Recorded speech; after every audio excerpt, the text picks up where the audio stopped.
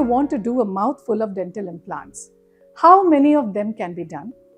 What should be the distance between each implant? Whether your jawbone can take those many implants or not? All of these questions can be answered by the knowledge of physics. Hi, I'm Pooja Sinha, the founder of The Knowledge Quest, and let's dive deep into the physics of dentistry with Dr. Shilpa Mittal. So we have with us Dr. Shilpa Mittal, a practicing dentist for last 24 years. She revels in the advancements of science and she has been updating and upgrading her clinic quite often. Hello everyone, it's lovely to be here and it's wonderful to talk with Pooja and the Knowledge Quest. So tell me, what were the subjects you liked when you were in school? So when I was in school, right from the school days, for me physics was always something I enjoyed doing. Physics and math. And bio, I developed an interest because we had a lovely bio teacher. So yes, teachers do influence what subjects children eventually like. Wonderful, right. Now, when did you actually decide to become a dentist? So in my case, it was always supposed to be engineering. I enjoyed physics. I loved math. And I thought I was studying for engineering. And then I come from a family where my father said that, "Arey nahi, we are Gujarati." So he said, "Nahi, doctor thavan." So that's how halfway through my 12th grade, because during our times, I'm talking about the early 90s, we had to take a decision for PCM or PCB. And that's the time where, from PCB, I shifted to PCM. So, well, dentistry now is coming to the fore, but then wo dentists bante the who would not really get into MBBS. Pretty much the same story. I got into the bandwagon late. And that's how, instead of landing with MBBS, I landed up with dentistry. But luckily for me, what went in my favor is I enjoyed physics, right? In my mind, I was thinking like an engineer. And dentistry is predominantly an engineering subject. Because biology is, of course, a part of it. There is no denying it. But I would probably say that it is maybe a 30% of biology and almost 70% of physics and chem. Wow. Which is... Really? Yeah. Because, and I would say that even all the medical fields now, with the ingress of technology and our dependence on so many gadgets, is, you would need to have your physics and your chemistry in order to be able to profess it for the rest of your life. Because education doesn't stop when you finish. Things are developing at a rapid pace. Correct. You need to keep upgrading, updating. And that's where I feel that the knowledge has to be thorough. Your understanding of the subject has to be down to your bones.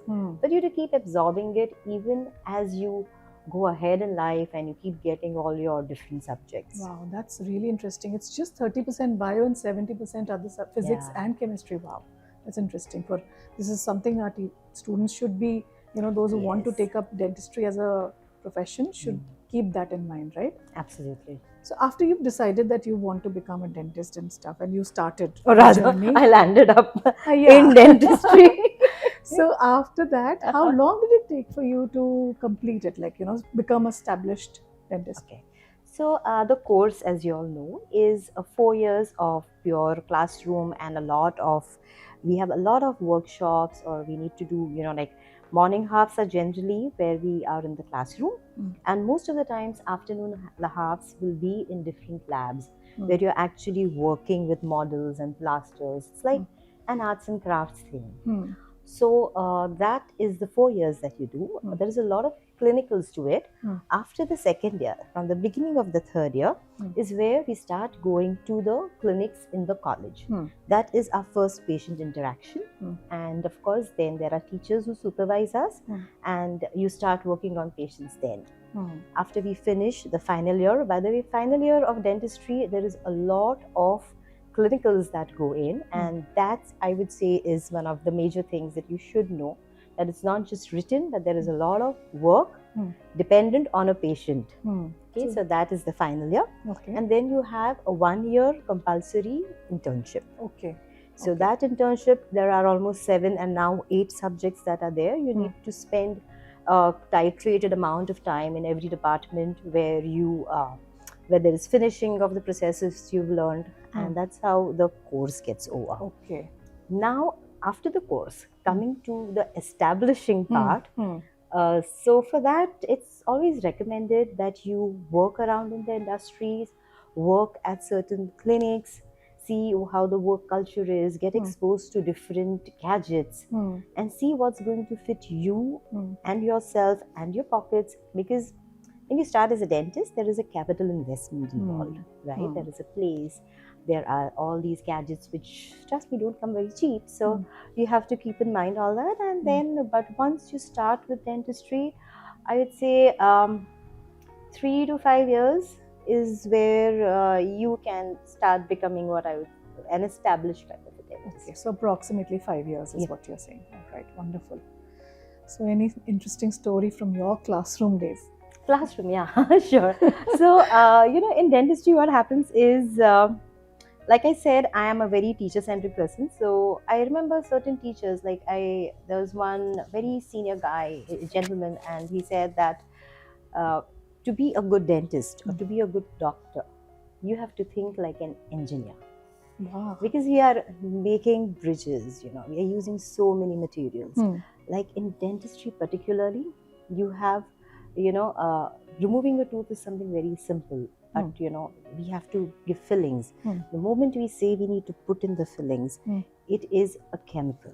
Okay, so we need to know the chemistry of it. We need to know the properties of it. Which filling goes where? What do you understand by flexural strength? Where should something with high flexural strength go? What is compressive strength? Where do you put something with a higher compressive strength? Sometimes all these are inversely proportional. So it all goes in a way where we need a very thorough understanding of the material science, and not just from the chemical point of view, but also their physical properties. So this is how it culminates into being a good dentist. So one question I really want to ask you, how are you using physics actually? I mean, this is something... Okay, so, see, this is also something I understood on the job. Okay. Okay, where I realized that understanding, if I've bought a new gadget, I really need to understand how it functions. There was a time where I giving a very specific example, I had invested in a laser because I knew that the laser would help. I had only 3 things in my mind. Okay, I need to control bleeding, and the urbane clientele that I have, most of the people are taking blood thinners, especially in the geriatric base. So I thought, okay, lasers is what I need, and I invested in it, and it's a reasonably good, 4 lakhs for plowback is quite an investment. But I wasn't optimizing it because I had not studied how, and this was not taught in college. It's been like 20 years have passed out, so all these things have come up now. It is now that our exposure, like I often travel abroad, we have conferences, India is coming up on the map, so we have a lot of other countries with the advanced first world equipment coming and showcasing in India, and they are being made available now. So when I invested in this, I didn't really know that I would be, able to optimize it. And then I thought that, oh my God, this is a white elephant just lying in my clinic. I unnecessarily have, gotten and spent on it. It was an emotional buy, or, one of those buys that you don't really calculate for yourself in terms of ROI. And then I attended a course, and there we were taught exactly how it works. Okay, so at what wavelength, what kind of effect we get, how the laser causes the biomodulation of the tissue. And suddenly, after I understood the physics of the laser, I suddenly saw a much better application to it. And earlier when I was using it, when I was not conforming to every little detail. One, because I didn't understand the rationale of why this is being told to me. But once you understand the rationale and you understand the science behind it, you tend to use it way better. So wonderful. Then on, whoever works with me, I keep telling them that we are not really working with our hands. We are working with instruments. So something like, root canals, I think everyone knows about that notorious treatment. We use these really thin files. Okay. and we have machines which run these files. So you need to know when to increase the torque and how Torque. just Wow. increasing the RPM is not going to give you the cutting efficiency. Lovely. So, those These are all physics terminologies. Yes, and they are so, we are like utilizing it on every patient basis. So, Dr. Shilpa, what do you think a student of a grade 9 or 10, what suggestions would you give? What subjects are to be focused upon now so that dentistry becomes easy for them later? Okay, so I feel that physics, chemistry, and biology are the core of it. Biology, of course, is your primary subject when you're taking any medical dental line. But dentistry in particular, you have to also concentrate and get all your fundas right on the physics and the chemistry aspect. Because in dentistry, what happens is we are dealing with the human body, all right, but 70% of it is what the materials, the equipment, the gadgets. So that's where, the gadgets and the equipment require you to understand the physics part of it, the difference between torque and speed, or what is cold working, and you need to understand bone density. So that is where you need to understand the physics part of it, because the material science has rapidly changed and there has been a plethora of new materials which keeps happening. So I see every year there is some new addition to the material, and I need to know the material properties. So that's where your chemistry comes in. Wow. The material interactions, right? Because there are adhesives, and how the adhesives will act on the bio. So there are biomaterials, so the adhesives will act on the tooth and the bone. So all those kind of things makes it imperative that you concentrate and improve your understanding of physics, chemistry, and biology as a whole. Wow, wow. Torque, RPM, wavelength, all of this is physics. Yes, pretty much. Adhesive materials, everything is chemistry. So it's as simple, know your biology and know your physics and chemistry along with it. Yes, so primarily, you can't be like, oh, I love bio, so I want to do medical or dentistry. And I could also say this for other fraternities, medical fraternities also. The technology and the material science has just completely ingressed. Like delivery systems have changed. So even if you're a doctor on a medical fraternity, it is not just the pills that you take anymore. Delivery systems have changed completely. So you need to know the chemistry as well as the physics of it all. Wow. So any message or guidance for our Knowledge Quest students and all the audiences who are watching us today? Okay, so dentistry, I can say, is in India, is on the brink of a major boom. In the first world countries, it has already reached that boom, and you hear of things like dentists pay the maximum taxes. So in India, what has happened is the penetration of dentistry is just 8 to 12% for good quality dentistry. Okay. So we should be seeing a better exposure to dentistry, and it will be a boom. And from my point of view, like from a gender perspective, as a woman, I found it very good that I pursued a subject where I could, your career demands and your domestic demands tend to conflict. And dentistry allows you to align those in a very good way if you've had your clinic already.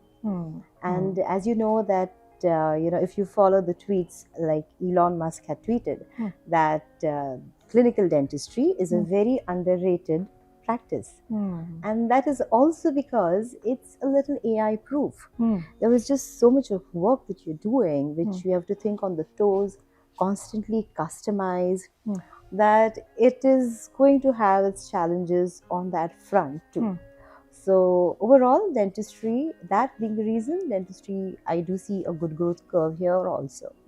Wonderful. So wonderful talking to you, Dr. Shilpa Mittal. And really, it was intriguing to understand the physics of dentistry. And thank you so much to be here with us today. Thank you for having me over. Pooja, you're doing a lovely job. And my own son is under her tutelage, and I'm really happy with the way he is showing improvement. Thank you so much for having me here. Thank you. Thank you so much.